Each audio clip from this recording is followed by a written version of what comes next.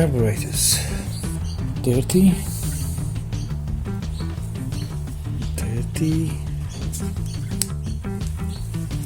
Clean, dirty.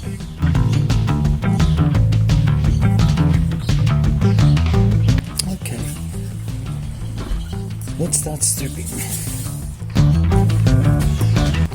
Okay, let's take the 4 bolts.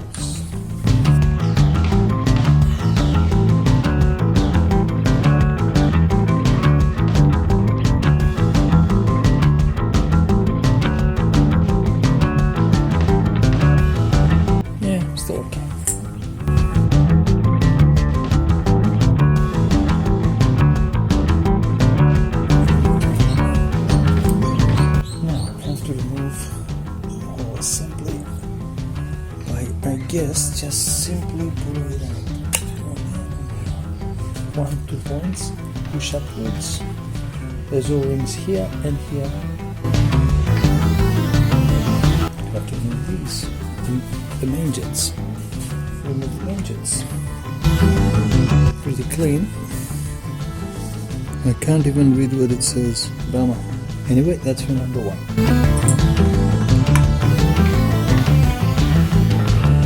So they're pretty clean on the inside. Some small dirt, but no residue on the walls. Now let's try to remove the power jet, which is right in there, that hole.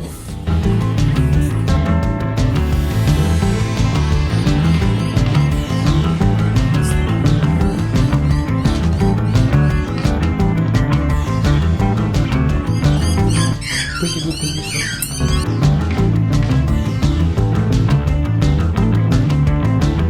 And I think we're done on this side.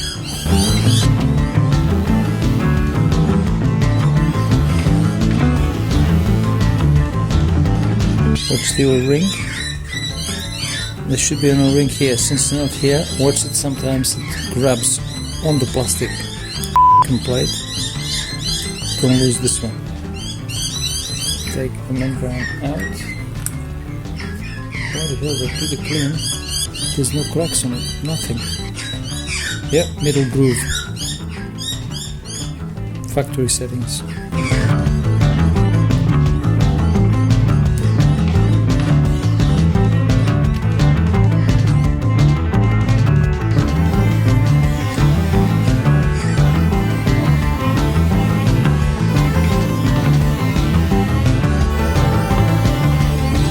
Now, I'm trying to see how am I gonna push this one up, because no matter how much hard I'm pushing, it's not coming up. So I had an idea of put one of the main jets in here, give it 1 or 2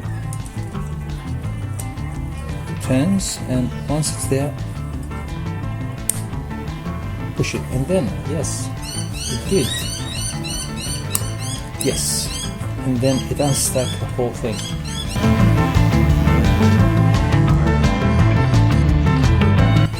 Pull it down, it's all gonna come out like this. Remember, O-ring to be replaced. Just 1 turn, push it downwards. That's it. And then you can pull this just like that. Oh, this one came out much easier. Push. Done. If you see some resistance, stop, you're doing something wrong. And I think now we're good to go for the ultrasonic cleaner. And let's put everything back inside the cleaner.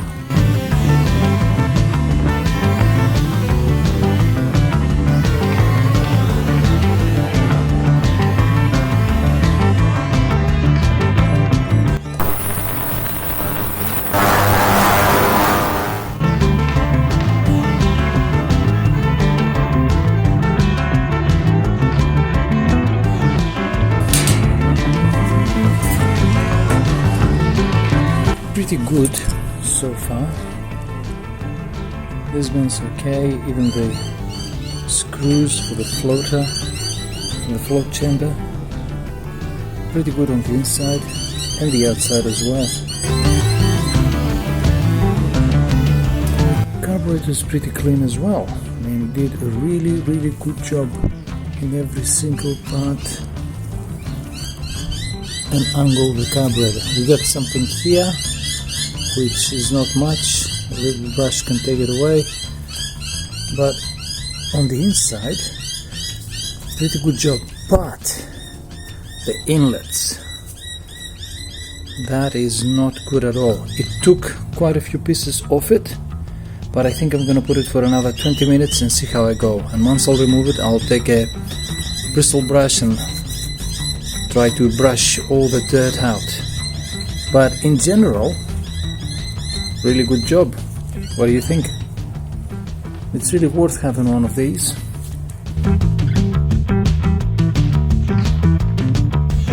So these parts won't go even after another 15 minutes, so I have to take a copper bronze brush, soft brush, wire brush to remove everything.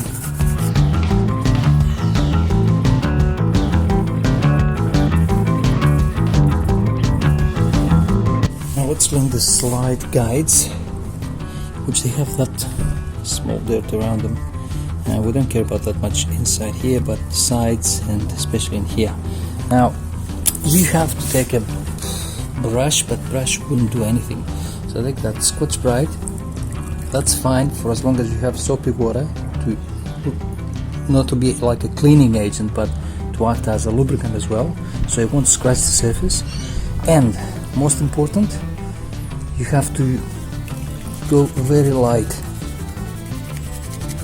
pressure, extremely light pressure, just enough to take most of the dirt. Some of the dirt won't come off because it's embedded into the plastic, but that's fine. Go around the corners. See that part here? It won't come off. I'm not going to insist. I'm not going to scratch the guide.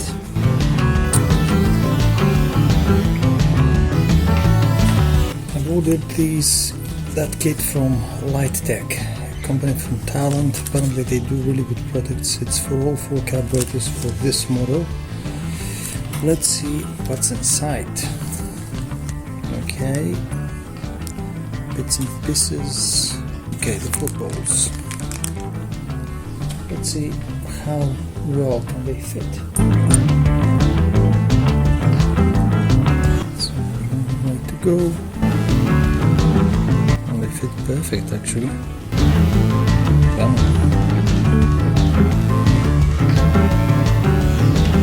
Pretty good. What do we need to put on the first cab? Jets. Before we put the jets, we have to put the slide guide in there. Put one of these in here. We can make it sit in place and stay there, so we'll squash it in between these edges. Following test. Oh, good.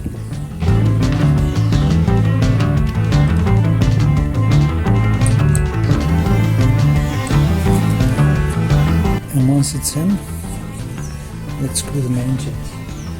But remember, a good suggestion is to put some tiny amount of oil on the main jet. Just a tiny amount of oil, and then put it on.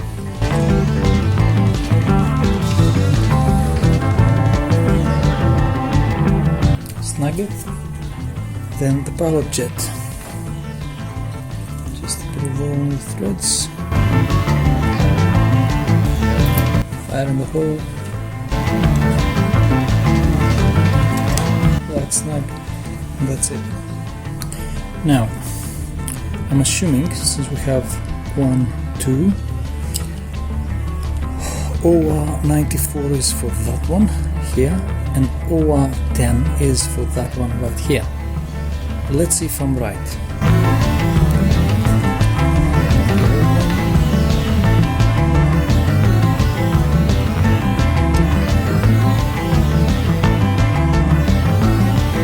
Okay, let's put the 94 first, which is the smallest.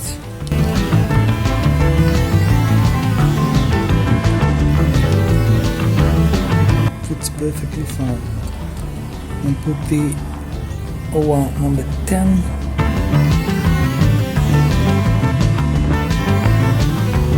Perfect. A bit of oil, and let's put it back in here.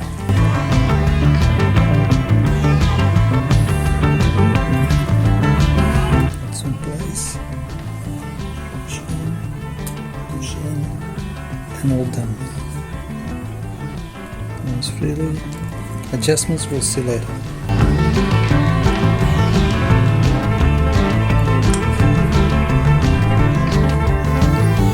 Now some oil. These screws, so it'll come out easier next time.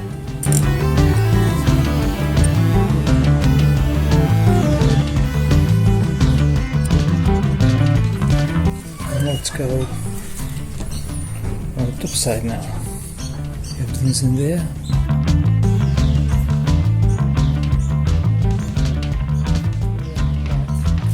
Make sure the needle is going to go on the needle's jet and sits properly. Once it goes, perfect. Now let's make sure this sits in here.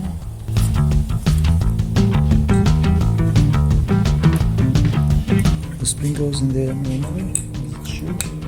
And then we have the OR25, which is this one here.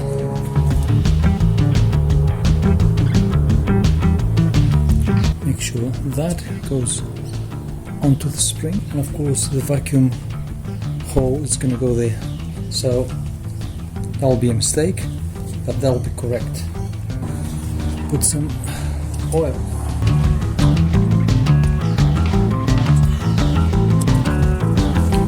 Not putting some oil on the threads of the screws on carburetors because it's steel bolt, steel screw and aluminum. There's two different metals. Also on the jets, bronze jets and aluminum bodies. It's the main reason for you will probably see a lot of screws here on the float poles are absolutely damaged. And there's one, that's because they tight so much, if there's no lubrication in it, that they seize and it's really difficult to come out. That's why you'll see people have them wrecked over here in their efforts to take them out. And this is why you'll see many people replace these, the Phillips screws, into Allen bolt, which is a better choice. But even then, I'll suggest that you always put some oil in between the threads. Now I'm not going to show you the whole rest of the procedure. That's all to be done. I'll do all four and I'll show you once they're done. One more thing though is to take the air screw adjuster. Let's replace the O-ring with the screw adjuster. Now in there should be an O-ring like this and a washer like this. We'll replace both. The spring is going to come out. Yep, there it is. That's the spring.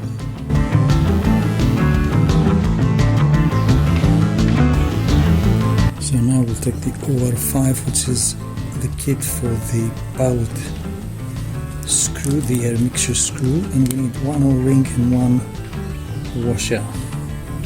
So got the old pilot air mixture screw, spring is on. First we put the washer, sit in there, and then we'll put the O-ring and we'll drive it downwards to make sure it will sit in place in there, but at the same time none of these are going to go down and we push them into the hole. Again, a bit of oil in here and you're good to go. And I measured it before I go and remove it, and it was 2 1/4 tens out.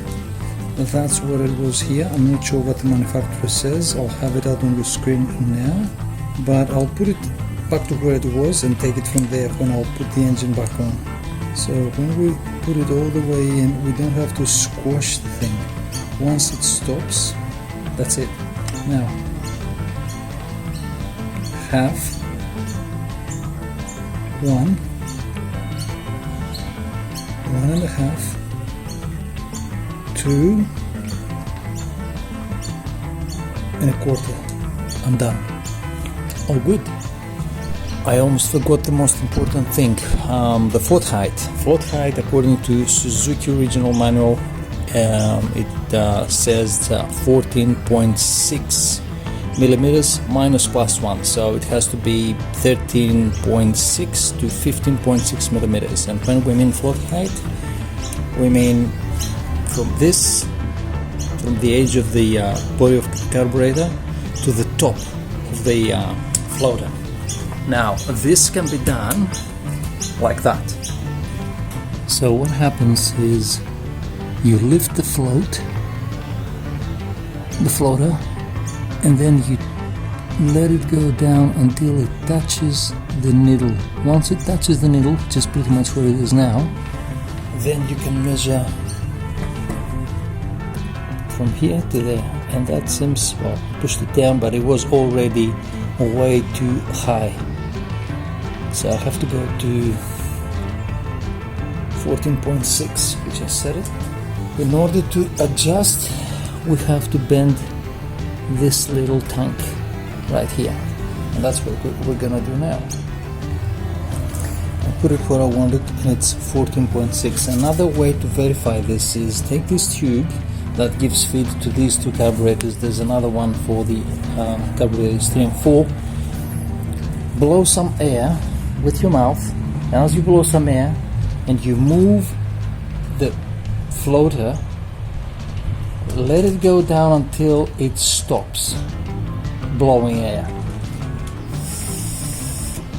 There it blows air, and then it's gonna stop as I'm moving it down, and I'll stop my fingers exactly where they are and do the measurement.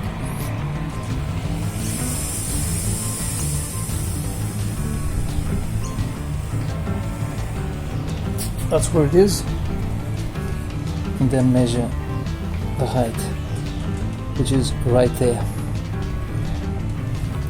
So I'm good.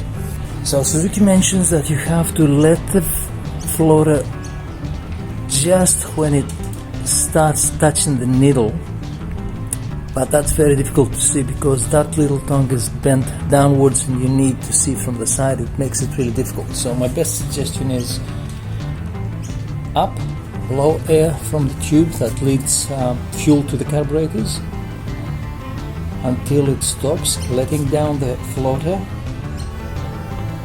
Once it stops blowing air, stop it right there and keep your fingers there. Make sure you put both fingers on the floater, not just this one, because it's gonna misalign it and you're gonna have a false reading. So push on both ends. Some other people, I'm not sure about that, but it seems quite correct to me. They mentioned that once you have it like this, or at an angle of 45 degrees, this line here has to be parallel with the carburetor body. And it seems that it is like that because we have it in a parallel way now, so that means this method is also correct. And here we are in the end. Everything's nice and clean. There's no residue left in the inlet side, which that was the hardest part. I guess it was a lot of build-up through all these years, but in general they were in really good condition and the previous owner seemed to look after them pretty well. Of course, the ultrasonic cleaner did a very good job. You can see the steel parts are really clean, as well as the aluminum parts and the jets. Very happy with the result.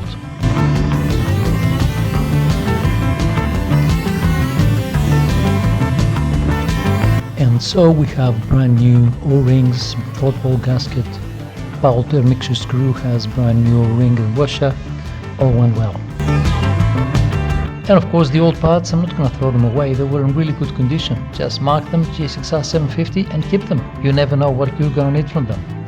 Again guys, thanks for watching my video. I'll see you on the next one. We'll start doing the engine on the next episode. Thanks so much for watching. See ya.